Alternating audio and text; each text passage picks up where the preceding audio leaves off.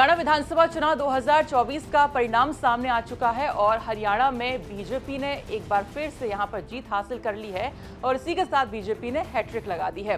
तो यहां पर जो हम बात करने वाले हैं आज के इस वीडियो में कि क्या बीजेपी का बटेंगे तो कटेंगे वाला जो एजेंडा है वो क्या हरियाणा चुनाव में काम कर गया, कारगर साबित हो गया। और दूसरा यहाँ पर जो विपक्ष है जो एकजुट नहीं हो पाया, तो क्या विपक्ष एकजुट ना होने के कारण यहाँ पर यानी कि जो बट गया तो क्या विपक्ष यहाँ पर कट गया। इन दोनों एंगल से यहाँ पर हम बातचीत करने वाले हैं। तो सबसे पहले हम बात करेंगे क्या योगी का एजेंडा बटेंगे तो कटेंगे हरियाणा में कितना सफल साबित हुआ है। आपको बता दें कि योगी आदित्यनाथ हरियाणा में जहां जहां पर भी चुनाव प्रचार प्रसार करने के लिए गए, करीब उन्होंने 14 अगर रैलियां की हैं और 21 विधानसभाओं में अगर वो गए तो अधिकतर सीटों पर भारतीय जनता पार्टी के कैंडिडेट ने यहां पर जीत हासिल की है। तो यहां पर हम कह सकते हैं कि ये एजेंडा जो है काम कर गया। जहां जहां पर वो गए वहां पर यही कहते रहे कि कांग्रेस ने बांटने का काम किया है, एकजुट यहां पर होना होगा आप सबको, नहीं तो राष्ट्र के लिए एकजुट होना होगा, नहीं तो बांग्लादेश के जैसा हाल हो जाएगा। इस तरह के भाषण में जो है उनके शब्द यहाँ पर रहे हैं और लगता है कि ये जो है वोटर्स को वोटों में तब्दील करने के लिए काफ़ी यहाँ पर काम आया है। अब यहाँ पर आप देखें तो बीजेपी हिंदुत्ववाद, राष्ट्रवाद के एजेंडे पर कई सारे चुनाव जीतती आई है और साथ ही साथ यहाँ पर विपक्ष ने एक तरफ जातिगत जनगणना वाला जो यहाँ पर मुद्दा उठाया, उसके बाद से कहीं ना कहीं हम देख रहे हैं कि बीजेपी जो है तो यहाँ पर हम देख रहे हैं कि बीजेपी एकजुट होने की यहाँ पर बातें कर रही है। इसका मतलब ये है कि बीजेपी जो है विपक्ष की पिच पर यहाँ पर खेलती हुई नजर आई, लेकिन वो यहाँ पर सफल भी हो गए हैं।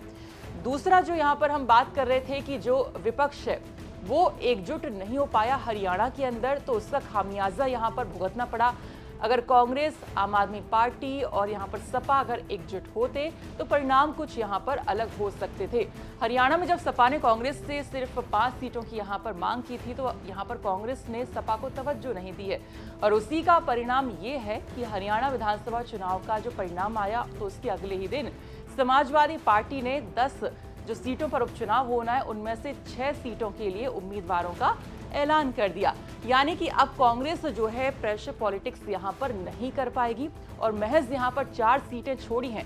तो क्या इन 4 सीटों में से कांग्रेस को 4 सीटें देने वाली है या महज 2 सीटें देंगी या 1 देगी, ये यहाँ पर देखना होगा। लेकिन यहाँ पर जो हम बात कर रहे हैं कि हरियाणा में जो विपक्ष है अगर ये एकजुट होता तो परिणाम कुछ और यहाँ पर हो सकते थे।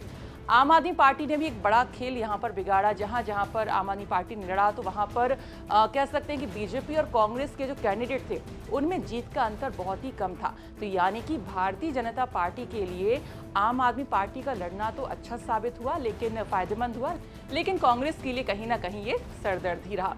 तो यहाँ पर हमने 2 तरीकों से यहाँ पर बात की कि किस तरह से योगी आदित्यनाथ का बटेंगे तो कटेंगे वाला फॉर्मूला हरियाणा में कितना सफल हुआ है। और दूसरी बात यहाँ पर यह है कि 21 जगह अगर वो गए हैं तो ज्यादातर सीटों पर बीजेपी ने जीत हासिल यहाँ पर की है और दूसरी तरफ यहाँ पर विपक्ष एकजुट नहीं हो पाया तो उसका खामियाजा जो है परिणाम आपने यहाँ पर देखे भुगतना पड़ा है। अब उत्तर प्रदेश में 10 विधानसभा सीटों पर उपचुनाव होने हैं तो देखना ये होगा कि हरियाणा का जो असर है वो उत्तर प्रदेश में कितना यहाँ पर दिखाई देता है।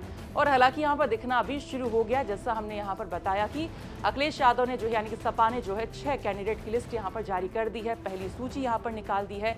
तो ये कहीं ना कहीं कांग्रेस के लिए अखिलेश यादव ने अच्छे कह सकते हैं तेवर यहाँ पर दिखाते हुए धुआंधार प्रत्याशी जो है बिना लगता है कोई बातचीत किए कांग्रेस से यहाँ पर मैदान में उतार दी है।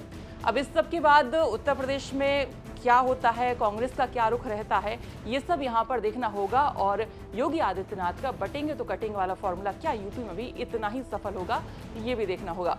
तो फिलहाल इसी के साथ इतना ही। बाकी खबरों के लिए आप देखते रहिए यूपी तक।